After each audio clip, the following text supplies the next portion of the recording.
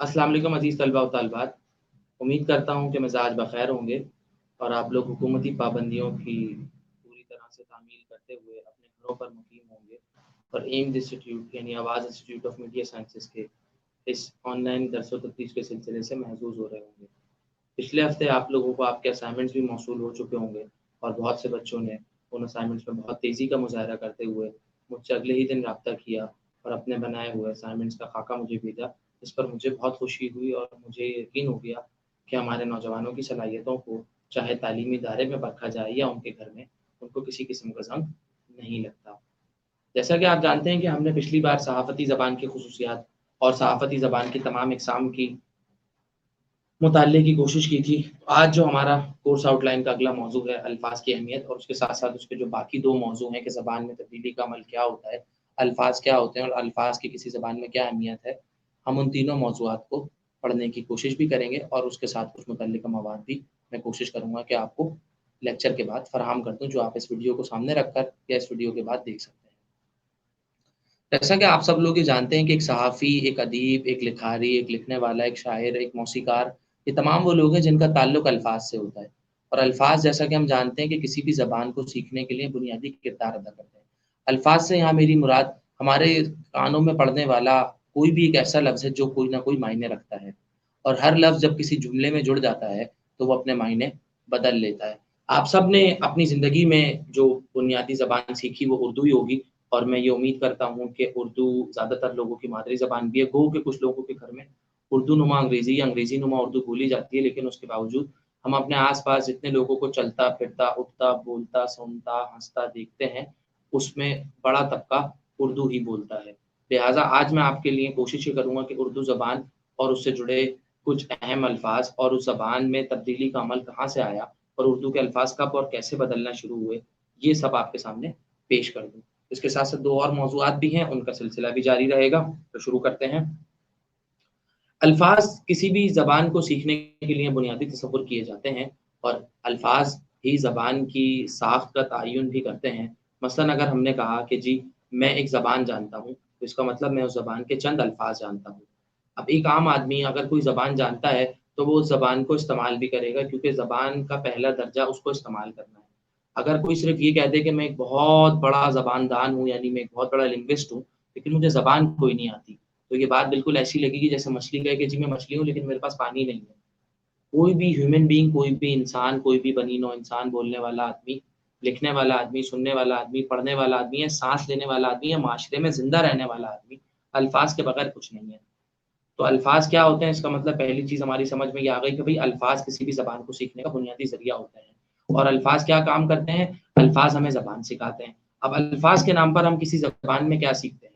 अल्फ़ाज़ के नाम पर हम किसी ज़बान में सबसे पहले ये सीखते हैं कि किस चीज़ को किस नाम से पुकारना है। मसलन ये जो चीज़ आपके सामने मौजूद है, मेरे सामने मौजूद है, इसे मैं मोबाइल कहता हूँ और फिर इस मोबाइल में मौजूद मुख्तलिफ बटन होते हैं, इसकी स्क्रीन होती है, इसका साउंड का बटन होता है और इसके बहुत सारे फंक्शंस होते हैं जिनको हम सॉफ्टवेयर और हार्डवेयर कहते हैं।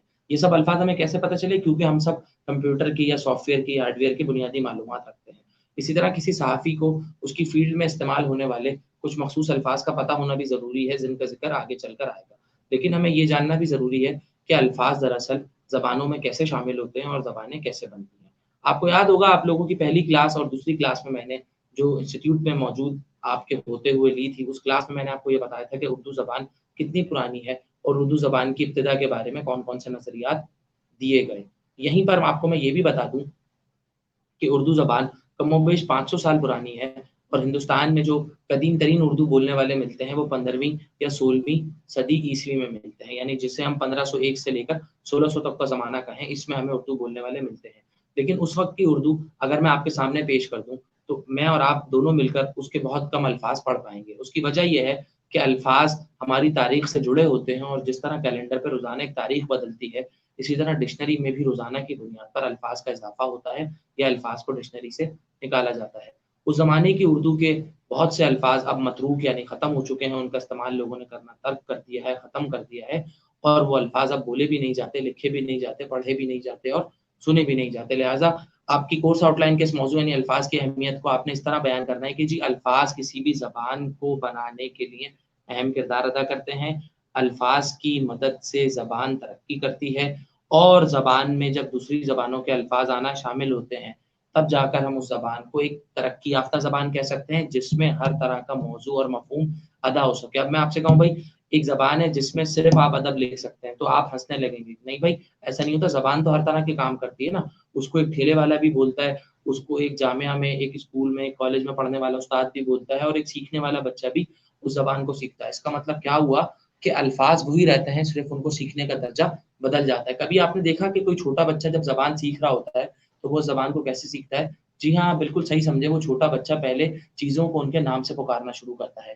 یہ ہوتے ہیں جنہیں ہم اردو میں اس میں معرفہ یا اس میں نکرہ کے نام سے جانتے ہیں. اس میں معرفہ یعنی کسی بھی خاص چیز یا جگہ کا نام, اور اس میں نکرہ یعنی اس میں معرفہ کی جگہ استعمال ہونے والے الفاظ. جیسے میں نے کہا یہ موبائل ہے, یہ موبائل میرا ہے, یہ موبائل انفینکس کا ہے مثال کے طور پر. اب آپ کہیں گے انفینکس کا موبائل سر کا ہے, یہاں پر انفینکس کیا ہے, اس میں معرفہ ہے. اس کے بعد آپ بتائیں گے جی اس موبائل میں, اب جب آپ نے اس لگا دیا تو یہ ہو گیا اس میں نکرہ. یعنی بات کیا نکلی کہ الفاظ اپنی ساخت اور اپنی پہچان بدلتے رہتے ہیں, اور جب ہم ان کو استعمال کرتے ہیں تو جملے کی ساخت کے مطابق استعمال کرتے ہیں. الفاظ کو سیکھنے کے بعد جو زبان میں پہلا درجہ آتا ہے وہ ان کے افعال سیکھنے کا ہوتا ہے, یعنی جسے ہم ورب کہتے ہیں. اردو میں جو افعال کی تعداد ہے اگر آپ وہ سیکھ جائیں, یعنی اردو کے بہت سارے الفاظ ایسے ہیں جن میں آپ کو کرنا یا کیا لگانے کی ضرورت نہیں پڑتی. مثلا ہنسنا, ہنسنا مکمل ایک ورب ہے. اب آپ یہ نہیں لکھ سکتے کہ ہنسنا کیے یا وہ ہنسا کرا, لیکن اکثر ہم کہتے ہیں میں نے یہ کام کیا, یہ بھی ٹھیک ہے, لیکن اگر ہم یہ کہیں میں نے یہ کام کرا تو یہ غلط ہے. اور یہ جملہ آپ نہ اخبار میں لکھ سکتے ہیں, نہ ٹی وی میں لکھ سکتے ہیں, اور نہ ہی کسی وی لاگ میں استعمال کر سکتے ہیں. اس کا مطلب کیا ہوا کہ کوئی بھی زبان الفاظ کے دو طرح پہ چلتی ہے. نمبر ایک اس کے ناؤنز, یعنی الفاظ میں کتنی چیزوں کو ان کے نام سے پکارا جائے گا, یہ ناؤنز کہلائیں گے, جسے اردو میں اس میں معرفہ اس میں نکرہ کہا میں نے. اور دوسرا اس کے افعال یعنی وربس, یعنی کسی زبان میں کتنے وربس ہوں گے اور وہ کتنے کاموں کو اپنے اندر ادا کرنے کی اہلیت رکھتی ہے. یہ تو ہوتے ہیں الفاظ. الفاظ کے بعد جو دوسرا درجہ ہمارے پاس آتا ہے وہ جملے کا. الفاظ کو جب ہم ایک خاص ترتیب سے استعمال کرتے ہیں تو وہ جملہ بن جاتا ہے. مثلا میں نے 4 چیزیں لکھی, میز, موبائل, میں, انسٹیٹیوٹ.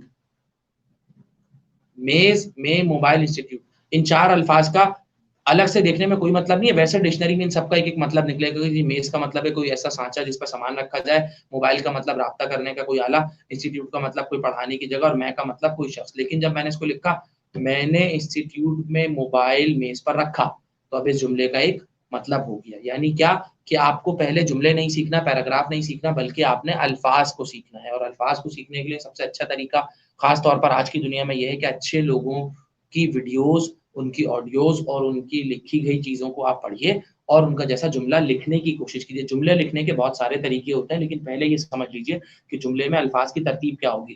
ہمارے ہاں اردو کے جملے میں سب سے پہلے سبجیکٹ آتا ہے, یعنی ناؤن, یعنی کوئی بھی آدمی جو کام کر رہا ہے اس کے بعد وہ کام وہ کس طرح سے کر رہا ہے وہ آئے گا, اور اس کے بعد وہ کام آئے گا, اور اس کے بعد اس کا زمانہ آ جائے گا. یہ 4 چیزیں آپ نے یاد رکھنی. یعنی مثلا میں نے کہا باہر بارش ہو رہی ہے, تو باہر سے مراد کیا ہے, یہ سبجیکٹ ہے. بارش سے مراد ہونا کسی چیز کا, رہی ہے یعنی ابھی پریزنٹ کا جملہ ہے, یعنی ماضی حال کا جملہ ہے. اب آپ نے کیا کیا جی, آپ نے کہا باہر بارش ہو رہی تھی, اب یہ جملہ کون سا ہو گیا, فوراً بتائیں گے جی یہ جملہ ماضی کا جملہ ہے. پھر آپ نے کہا باہر بارش ہوگی, یعنی اس کا مطلب کیا ہوا, اب یہ فیوچر کا جملہ ہے. تو آپ نے صرف چند الفاظ کے استعمال سے جملے کو بدل دیا. صحافی یا ادیب یا موسیقار یا شاعر یہی کرتا ہے, وہ الفاظ کی چھوٹی موٹی تراش خراش کے ذریعے جملے کو بدل کر پیش کرتا ہے, اور آپ کے سامنے اس جملے کی ایک نئی صورت آ جاتی ہے. مثلا میں نے لکھا کراچی میں ہر جگہ بارش کا پانی موجود ہے.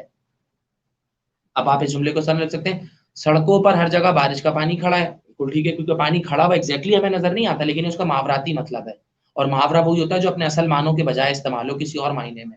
تو اس کا مطلب کیا ہوا کہ الفاظ کو بہت ساری طریقے سے یوز کیا جا سکتا ہے, اور الفاظ کو طریقے سے استعمال کرنے میں ہی آپ اپنی زبان کے اسلوب کو, آپ اپنے لکھنے کے انداز کو, اپنے تحریر کو بدل سکتے ہیں. اسی کے ساتھ ساتھ الفاظ کے ضمن میں ایک اہم بات میں آپ کو بتاتا چلوں, الفاظ کیا کرتے ہیں, الفاظ ہماری زبان کو خوبصورت بھی بناتے ہیں اور بدصورت بھی بناتے ہیں. یہاں میں ایک چھوٹی سی کہانی آپ کو سناتا چلوں, جس کہانی سے آپ کو الفاظ کے درست استعمال کا مطلب سمجھ آ جائے گا.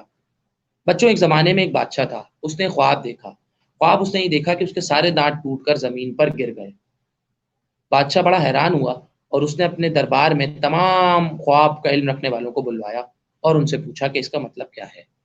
بہت سارے لوگوں نے طرح طرح کی تشریحات کی, لیکن ایک آدمی جس کو بادشاہ نے فوراً جیل میں ڈال دیا, اس نے کہا بادشاہ سلامت, اس کا مطلب یہ ہے کہ آپ کے تمام رشتہ دار آپ کے سامنے مر جائیں گے.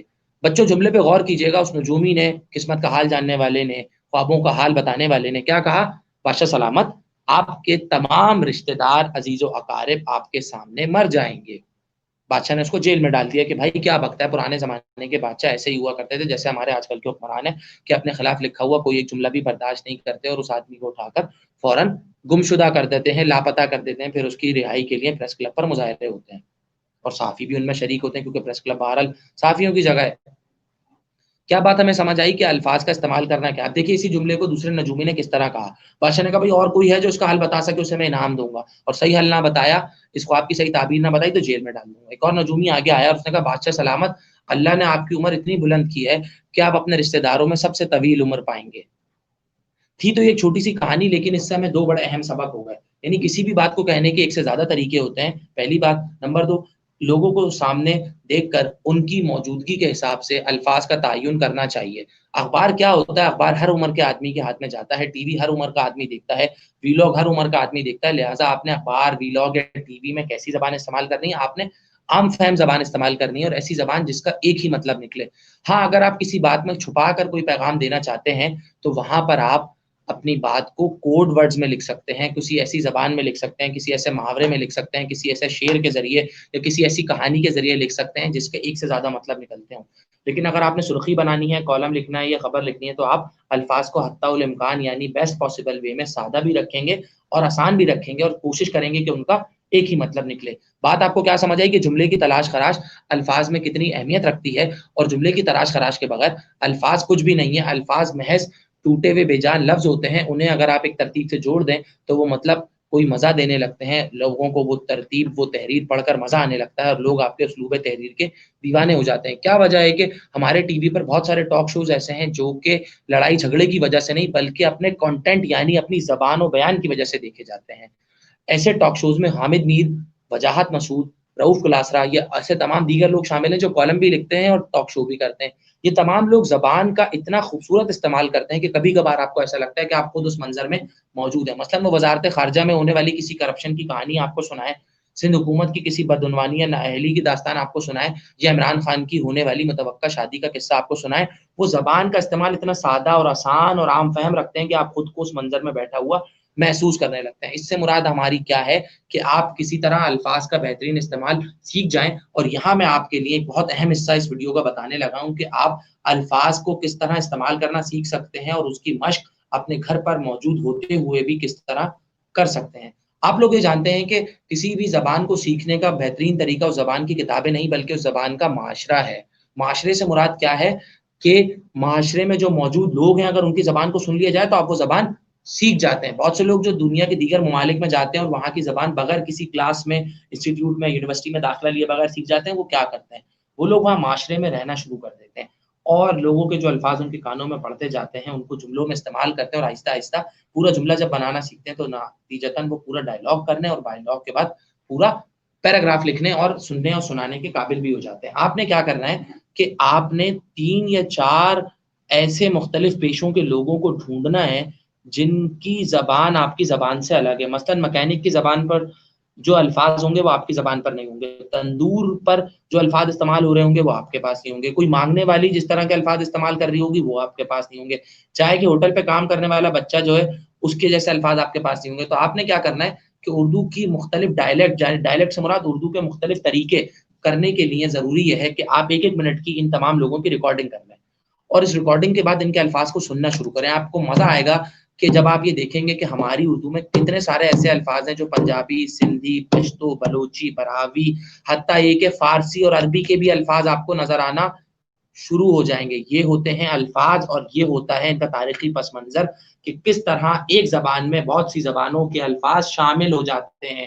یہ آپ کا ایک طرح سے اسائنمنٹ بھی ہے، میں کوشش کروں گا کہ اس کا اسائنمنٹ آپ کا چیک بھی کر سکوں اور آپ لوگوں سے اس کا اگلی ویڈیو سے پہلے فیڈ بھی لے سکوں۔ یعنی زبان سیکھنے کے لیے کیا ضروری ہے؟ معاشرے کے تمام طبقات کی 1 منٹ کی اگر آپ ریکارڈنگ کر سکیں، خاص طور پہ وہ طبقات جن تک آپ کی آسانی سے رسائی ہے، لڑکیاں جو باہر نہیں جا سکتی، وہ گھر میں موجود کوئی ایسا بچہ جو زبان سیکھ رہا ہو، اس کی 1 منٹ کی زبان، اس سے کسی موضوع پر بات کریں، اس کے کسی کارٹون کے بارے میں بات کریں، اس کے اسکول کے بارے میں بات کریں، دیکھیں کہ وہ گھر میں بند رہنے کو کیسا محسوس کر رہا ہے، 1 منٹ کی اس کی ریکارڈنگ کر لیں اور اس کو ٹرانسکرائب کریں، سن کر اسے ہیڈ فون آڈیو کے ذریعے لکھیں اور دیکھیں کہ وہ جملے کیسے بناتا ہے، الفاظ کیسے بناتا ہے۔ اس سے آپ کو بچوں کی زبان لکھنا آئے گی، اس سے آپ کو معاشرے کے تمام طبقات کی زبان لکھنا آئے گی، اور سب سے بڑھ کر اس سے آپ کو ایک پریکٹیکل ایکسرسائز کرنے کا موقع ملے گا اور آپ کو یہ پتہ چل جائے گا کہ ایک صحافی کے پاس زبان کی گرپ کیسے آتی ہے۔ دیکھیں تجربے کا کوئی نعم البدل نہیں ہوتا، جو لوگ صحافت میں 30 40 50 سال بھی دے چکے ہیں ان کو آپ بیٹ اسی صورت میں کر سکتے ہیں کہ آپ کے پاس کانٹینٹ اور میٹر ان سے زیادہ ہو، اور کانٹینٹ اور میٹر ان سے زیادہ لانے کا طریقہ صرف ایک ہی ہے جو میں نے آپ کو بتایا کہ آپ ایکسپیریمنٹ کریں اپنی زبان کے ساتھ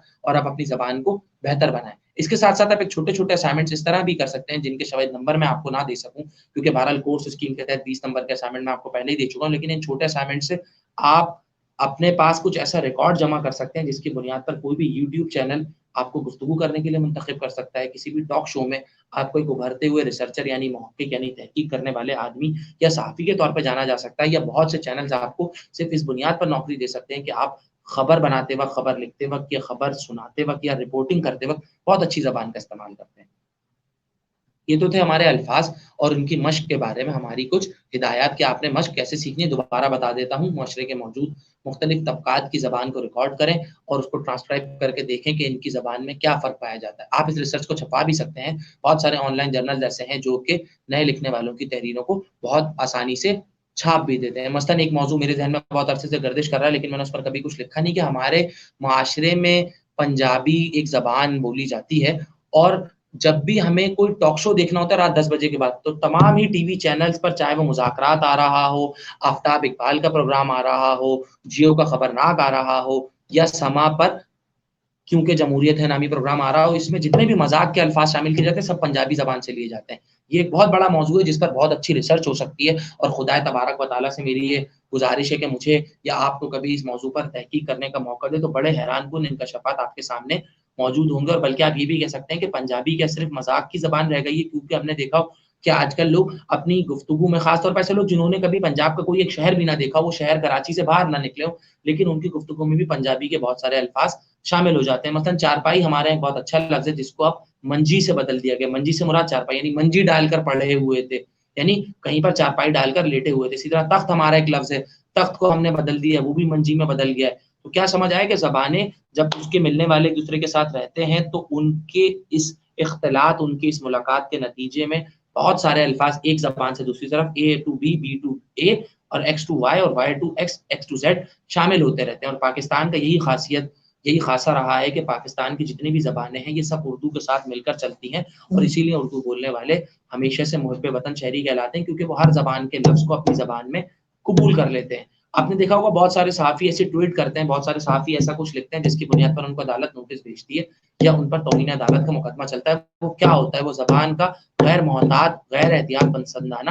استعمال ہوتا ہے۔ آپ نے کیا کرنا ہے کہ آپ نے زبان کے استعمال میں ہمیشہ محتاط رہتے ہوئے اس بات کو یقینی بنانا ہے کہ جو بات آپ کر رہے ہیں اس کا ایک ہی مقصد ہو، جو بات آپ کر رہے ہیں وہ تمام لوگ پڑھ کر بآسانی سمجھ سکیں، جو بات آپ کر رہے ہیں اس میں تھوڑی سمندر کسی شامل ہو تاکہ لوگ بھی ان الفاظ کے ذریعے اپنی مرضی کی سین میکنگ کر سکیں۔ دیکھیں اس وقت دنیا میں سب سے زیادہ پڑھی جانے والی ویب سائٹ میں، نیوز ویب سائٹ میں بی بی سی اردو اور بی بی سی انگلش کو درجہ حاصل ہے، کیونکہ یہ بالکل آزاد ویب سائٹ ہے۔ اس پر ڈلنے والی خبریں بغیر کسی دباؤ کے ڈلتی ہیں، اور یہ کسی بھی دھمکی، کسی بھی سفارش کو مد نظر رکھتے ہوئے کوئی خبر نہ ہی لگاتے ہیں اور نہ ہی ہٹاتے ہیں۔ تو بی بی سی کی خبریں اگر آپ پڑھ لیں تو آپ کو اندازہ ہو جائے گا کہ اسپورٹس جرنلزم یعنی جسے ہم کہتے ہیں کرکٹ کی خبریں، فٹ بال کی خبریں، باکسنگ کی خبریں، ہاکی کی خبریں، سوئمنگ کی خبریں، ٹیبل ٹینس کی خبریں، ایتھلیٹکس کی خبریں، ان سب خبروں میں بھی کس طرح ادب شامل کیا جاتا ہے، کس طرح معاشرہ شامل کیا جاتا ہے، اور کس طرح خوبصورت الفاظ کے ذریعے ہماری خبریں ہم تک پہنچائی جاتی ہیں کہ ہم یقین نہیں کر پاتے یار یہ تو ہمارے معاشرے، ہمارے کراچی کی داستان ہے، یہ بی بی سی میں رہنے والا آدمی کیسے لکھ رہا ہے؟ کیوں؟ کیونکہ اس کو الفاظ پر، زبان پر بہت بڑا کنٹرول حاصل ہے۔ بی بی سی اردو کی ایک سیریز کے خاص طور پر آپ کے لیے اشارہ کرنا چاہوں گا۔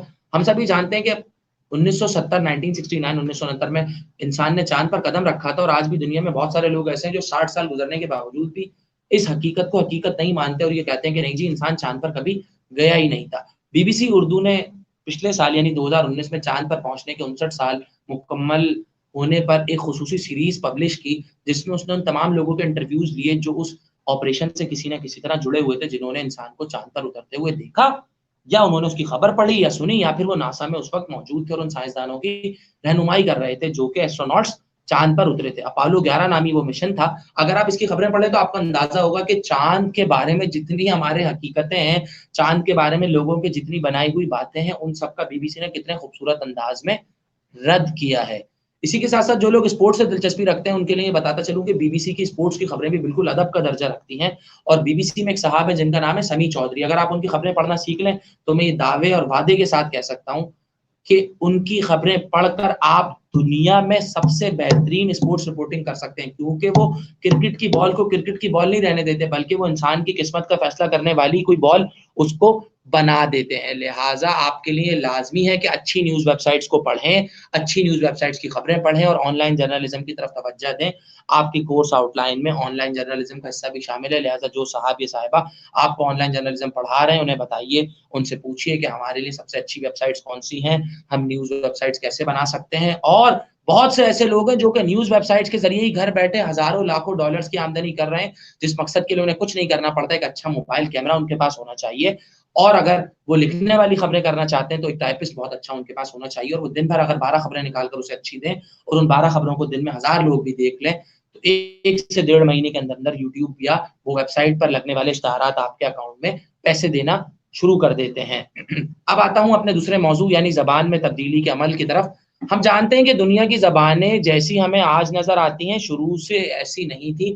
اس جملے کو، اس بات کو، اس موقف کو غور سے سنیے گا. اس میں آپ کا امتحان کا پورا ایک سوال چھپا ہے. وہ آپ سے یہ پوچھے گا کہ زبان میں تبدیلی کا عمل کیا ہوتا ہے. تشریح کرتے ہوئے بتائیے کہ اردو زبان میں اب تک کتنی تبدیلیاں رونما ہوئی. سب سے پہلے آپ کو سمجھاتا ہوں زبان میں تبدیلی کا عمل کیا ہوتا ہے، کیونکہ آپ سب لوگ پڑھے لکھے، باذوق اور ذہین لوگ ہیں، لہٰذا آپ یہ سمجھ چکے ہوں گے کہ زبان کیا ہوتی ہے. اب آپ یہ سمجھیے کہ زبان میں تبدیلی کیسے آتی ہے. دیکھیں، میں نے آپ سے کہا کہ ایک زمانے میں ہمارے معاشرے میں دربار ہوا کرتے تھے، درباروں میں بادشاہ ہوتے تھے، اور اس زمانے میں پڑھا لکھا عالم فاضل قابل آدمی، لائق عزت، لائق عزت و احترام آدمی وہی سمجھا جاتا تھا جسے شاعری آتی تھی. تو اس زمانے میں نثر یعنی پروز کا چلن کم تھا. لوگ ناول، ڈرامے، افسانے کم لکھتے تھے، شاعری زیادہ لکھتے تھے جس میں قصیدہ، غزل، مرثیہ، مثنوی، اس قسم کی چیزیں ہوتی تھی. آپ نے کیا کرنا ہے، آپ نے اس بات کا آغاز، اس آنسر کا آغاز اس طرح شروع کرنا ہے. آپ یہ بتائیں گے کہ دنیا کی تمام ہی زبانیں ارتقائی عمل سے گزرتی ہیں، اور آج جو زبانیں ہمیں نظر آ رہی ہیں یہ 200-300 سال پہلے ایسی نہیں تھی، کیونکہ زبان ایک زندہ حقیقت کا نام ہے، اور زندہ حقیقت میں روزانہ کی بنیاد پر چیزوں کا اضافہ یا کمی ہوتی رہتی ہے. اور ہم یہ جانتے ہیں کہ یہ تمام ہی چیزیں کسی نہ کسی طرح ہماری زندگی سے تعلق رکھتی ہیں. لہٰذا جیسے جیسے سائنس میں ایجادات ہوتی رہتی ہیں، اسی طرح زبان میں بھی نئے نئے الفاظ شامل ہوتے رہتے ہیں. اور بہت سے لوگ تو اتنے ذہین ہوتے ہیں کہ وہ زبان میں کئی نئے الفاظ کا استعمال کر دیتے ہیں. مثلاً ایک خبر میں آپ کو بتاتا ہوں پچھلے دنوں کی، جس کو دیکھ کر آپ کو اندازہ ہوگا کہ جی کتنے بڑے صحافی کس طرح چھوٹے سے لفظ کو بڑا بنا دیتے ہیں. آپ نے دیکھا ہوگا پچھلے دنوں بہت سارے لوگوں نے پینڈیمک یعنی اس وبا کے دوران، کورونا وائرس کے دوران راشن بانٹنے کی کوشش کی. بہت سے لوگوں نے حکومتی سرپرستی کے ساتھ یہ کام کیا. ایسے ہی ہمارے ایک سپر اسٹار جن کا نام شاہد آفریدی ہے، اور بہت سے لوگ ان کو کرکٹ کے بجائے ہیڈ اینڈ شولڈرز کے ایڈ کی وجہ سے زیادہ پسند کرتے ہیں، انہوں نے بھی راشن بانٹا. اب ہوا کیا کہ شاہد آفریدی کی کچھ تصاویر میڈیا کے سامنے آئیں، کچھ لیکڈ تصاویر جس میں کہیں وہ روڈ کے کنارے کھڑے ہو کر سائے میں نماز پڑھ رہے ہیں، کہیں وہ کسی مسجد میں لیٹے ہوئے آرام کر رہے ہیں، اور کہیں وہ لوگوں کو راشن بانٹتے ہوئے دیکھے جا سکتے ہیں. اس کو دیکھتے ہوئے ایک معروف صحافی جن کا نام اعزاز سید ہے اور وہ جنگ میں کالم لکھتے ہیں، انہوں نے کہا پچھلے وزیر اعظم کی بے مثال کامیابی کو دیکھتے ہوئے نئے وزیر اعظم لانچنے کی تیاریاں شروع. اب آپ دیکھیں لانچ لفظ کتنا پیارا ہے. لانچ سے مراد کیا ہے؟ کسی کو لانچ کرنا، کوئی نئی پروڈکٹ لانچ کرنا، مارکیٹ میں کوئی نیا مصنوعی ترتیب بنا کر کوئی پروڈکٹ لانا، کوئی چیز بنا کر لانا. مثلا ہم کہتے ہیں جی نئی پیزا پروڈکٹ لانچ ہوئی ہے، سنا سفیناز کا نیا برانڈ آیا ہے، ریئل می نے نیا برانڈ لانچ کیا ہے، نوکیا نے اپنا ونڈوز فون لانچ کیا. یہ سب کیا ہے؟ لانچ انگلش کا لفظ تھا، اس نے اس کو اردو کا لفظ بنا دیا اور لانچ سے لانچنا بنا دیا، اور وہ اردو ڈکشنری کا حصہ بن جائے گا آئندہ آنے والے 1-2 سالوں میں. اس سے ہمیں کیا ہوا کہ ہمیں کیا پتہ چلا کہ دنیا کی تمام ہی زبانیں اپنے ارتقائی، اپنی تبدیلی کے عمل سے گزرتی رہتی ہیں، اور اس قسم کی کئی مثالیں ہمارے سامنے موجود ہیں. مثلا انگلش کی ڈکشنری میں پہلے ہمارے پاس سرچ کے لیے گوگل کا لفظ نہیں تھا، لیکن اب اس انگلش کی ڈکشنری میں بھی گوگل کا لفظ لکھا ہوتا ہے. لوگ کہتے ہیں گوگل اٹ یعنی سرچ کر لو. اسی طرح لوگ کہتے ہیں فیس بکنگ کا مطلب کیا ہے؟ ہاں جی فیس بک پہ ڈال دو. اسی طرح لوگ کہتے ہیں سیلفی کا مطلب کیا ہے بھائی؟ کوئی تصویر اپنی خود سے کھینچنا. لیکن اب یہ ڈکشنری میں بھی شامل ہوگا. اس کا مطلب کیا ہوا کہ جو الفاظ ہم بولتے ہیں وہ کل کو ہماری لکھنے والی زبان میں بھی شامل ہوتے رہتے ہیں. اور ٹی وی چینلز یعنی ہمارے اخبارات, ہماری صحافت زبان میں الفاظ کو بدلنے کے عمل میں انتہائی اہم کردار ادا کرتی ہے. اور ہمیں بھی یہی سمجھنا ہے, اخبارات کے مطالعے سے یہ اخذ کرنا ہے, یہ نتیجہ نکالنا ہے کہ زبانوں میں تبدیلی کا عمل کیا آیا. 20 سال پہلے کے اخبار آپ پڑھ لیں, اس کی سرخی کچھ اور ہوا کرتی تھی, آج کی سرخی کچھ اور ہوا کرتی ہے. اس وقت کا ایڈیٹوریل اداریہ کچھ اور تھا, آج کا اداریہ کچھ اور ہے, جس سے ہمیں اندازہ ہو جاتا ہے کہ ہماری زبان اردو جسے ہم جانتے ہیں 400-500 سال پرانی تو ہے, لیکن اس 400-500 سال میں اردو نے بہت سارے موڑ لیے. پہلے دربار کی زبان بنی, پھر عوام کی زبان بنی, پھر ادب کی زبان بنی, اور بالآخر آج کل صحافت کی زبان ہے.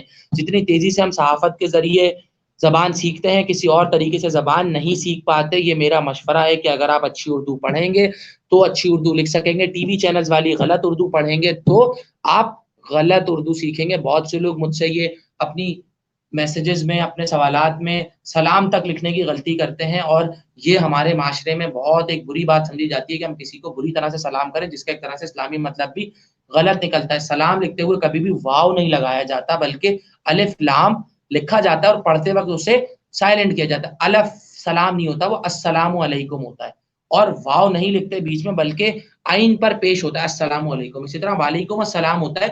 اور تقریباً 80% جو میرے اسٹوڈنٹس ہیں, صرف ایمس کے نہیں, میں جامعہ کراچی کے اسٹوڈنٹس کی بھی بات کر رہا ہوں, وہ اس قسم کی غلطیاں بے تحاشا کرتے ہیں, اور میں خود کو اس بات سے معذور پاتا ہوں کہ ان کی اس غلطی کی اصلاح کر دوں. بلکہ کبھی کبھار مجھے شرمندگی اور پشیمانی ہوتی ہے کہ یہ بچے میرے سپرد ہوئے روز قیامت. جب مجھ سے سوال ہوگا کہ تم نے ان کو اپنی زبان میں سلام بھی کرنا نہیں سکھایا, تو میں اللہ تعالیٰ کے حضور کیا جواب دوں گا. لہٰذا میرے بچوں, سلام میں واو نہ لکھا کیجیے.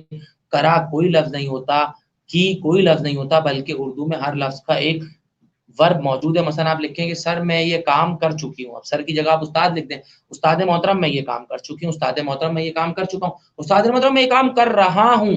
ٹھیک ہے میں, لیکن استاد محترم میں نے یہ کام کیا تھا, کرا تھا. اب یہ کرا تھا سے یہاں سے مسائل آنا شروع ہو جاتے ہیں, اور اکثر یہ مسائل لکھے ہوئے بھی نظر آتے ہیں.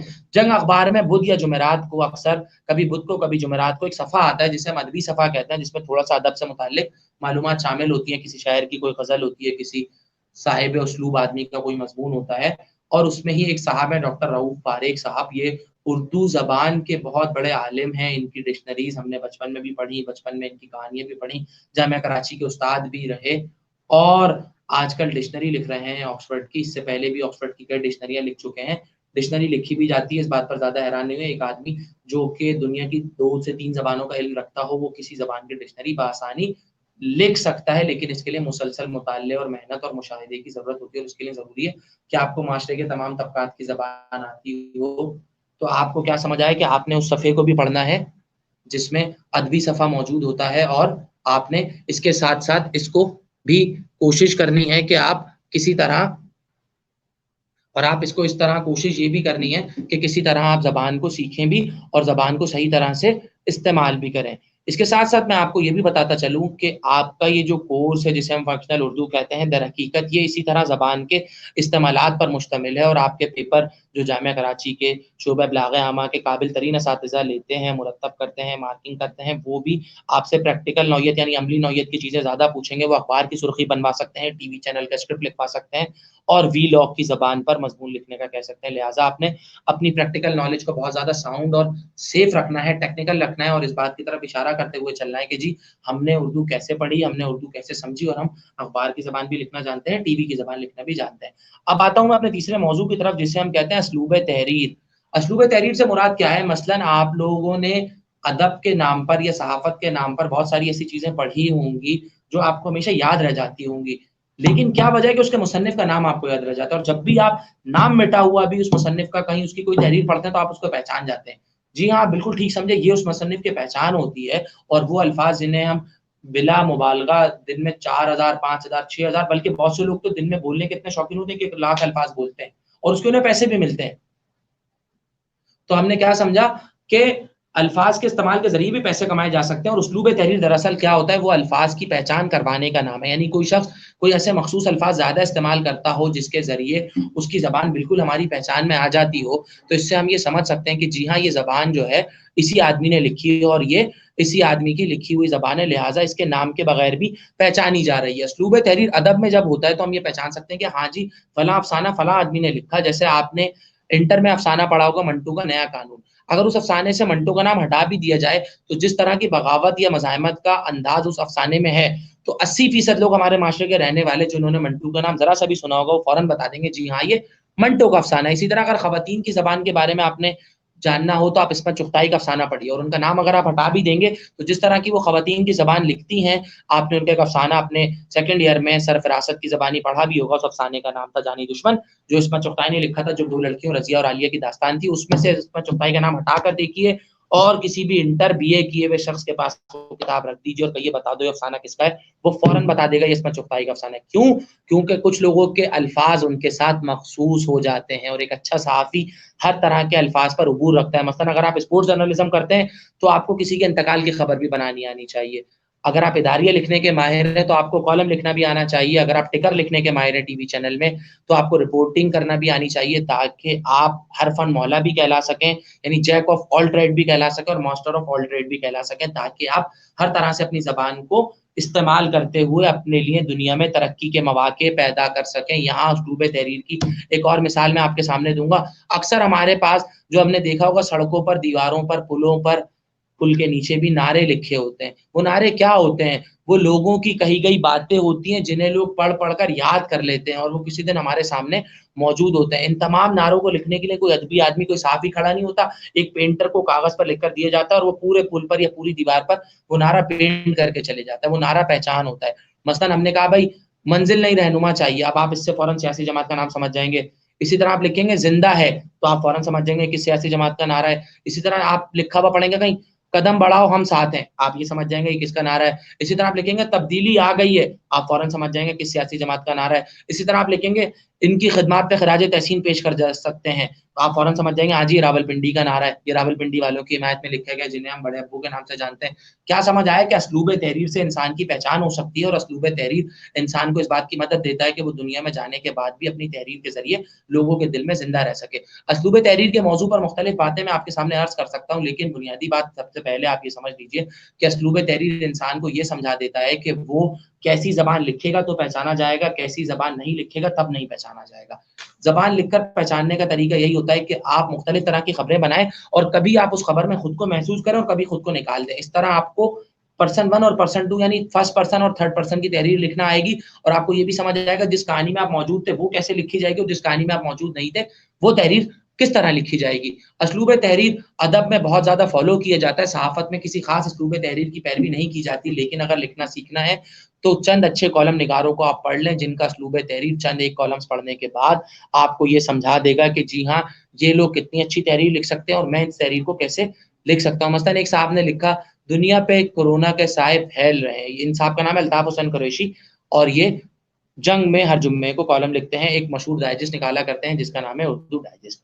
انہوں نے لکھا ملک پہ کورونا کے سائے پھیل رہے ہیں، اب آپ اس جملے کو کاپی کرنے کی کوشش کیجیے۔ اب آپ لکھیں دنیا میں وبائیں بڑھتی جا رہی ہیں اور کورونا اس وبا کی ایک تازہ ترین مثال ہے۔ اب کیا ہوا کہ آپ کا جملہ آپ کی پہچان بن گیا اور یہ جملہ آپ کے نام سے زندہ رہے گا۔ انٹرنیٹ پہ جب ہم سرچ کرتے ہیں تو کسی کے نام کے لکھے ہوئے دو الفاظ بھی اس کی پوری شخصیت ہمارے سامنے لے آتے ہیں۔ کیوں؟ کیونکہ وہ آدمی اپنے اسلوب تحریر کی وجہ سے انٹرنیٹ کی کیٹیگری میں الگ درجے پر ہوتا ہے، وہ آدمی دوسرے اسلوب تحریر کی وجہ سے دوسری کیٹیگری میں ہوتا ہے۔ تو آپ بھی جو کچھ لکھیں گے اس میں آپ کا اسلوب تحریر نہایت اہمیت کا حامل ہوگا، اور جو بات ابتدا سے میں کہتا آ رہا ہوں کہ اچھا اخبار پڑھنے کی عادت ڈالیے، اچھی خبریں سننے کی عادت ڈالیے اور اچھا ریڈیو سننے کی عادت ڈالیے، تاکہ آپ ایک بہتر صحافی بن کر معاشرے کی خدمت بھی کر سکیں اور جو ڈگری پروگرام آپ نے چوز کیا ہے اس کے کامیاب ترین آدمی بھی بن سکیں۔ میں نے اسی معاشرے سے ترقی کرنے والے صحافیوں کو پیسے کے اعتبار سے، شہرت کے اعتبار سے، عزت کے اعتبار سے آسمانوں کی بلندیوں کو چھوتے ہوئے دیکھا ہے۔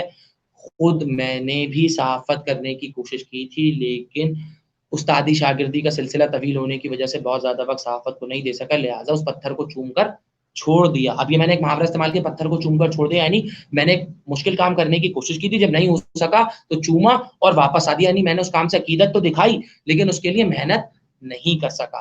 آپ سب پر بھی یہ لازم ہے کہ آپ اس ویڈیو کو موٹیویشنل ویڈیو سمجھنے کے بجائے اس میں سے ان تینوں موضوعات کا مطالعہ کریں جو میں نے آپ کو بتایا۔ کچھ مزید چیزیں میں رمضانوں میں بھی ان تینوں موضوعات سے متعلق آپ کو بھیج چکا ہوں۔ اسلوب تحریر پر کچھ چیزیں میں مزید اس ویڈیو کے بعد آپ کو بھیجوں گا، اور ان چیزوں کا مطالعہ کر کر آپ یہ سمجھ سکیں گے اسلوب تحریر کیسے بنایا جاتا ہے۔ سب سے پہلے یہ بات سمجھ لیں، لیکچر دہرا دیتا ہوں، الفاظ کسی کی پہچان ہوتے ہیں، زبانیں تبدیلی کے عمل سے گزرتی رہتی ہیں. اسلوب تحریر کسی آدمی کے لکھنے کا وہ خاص انداز ہوتا ہے جس کی مدد سے اس کی تحریر اس کے نام کے بغیر بھی پہچانی جا سکتی ہے. امید کرتا ہوں کہ آپ نے اس ویڈیو کو توجہ سے سنا ہوگا اور اپنا اسائنمنٹ گھر پر بیٹھ کر توجہ سے بنا رہے ہوں گے. میں آپ کی طرف سے بہت حسین اسائنمنٹ سیکھنے کا منتظر رہوں گا. اس سلسلے میں کسی رہنمائی کے لیے آپ مجھ سے میرے موبائل نمبر، واٹس ایپ پر بنائے گئے گروپ، ایمز انسٹیٹیوٹ کے ای میل ایڈریس یا یہاں پر آ کر مجھ سے رابطہ کر سکتے ہیں. اپنا بہت خیال رکھیے گا اور اس امید پر زندہ رہیے گا کہ یہ وقت بھی گزر جائے گا. شکریہ.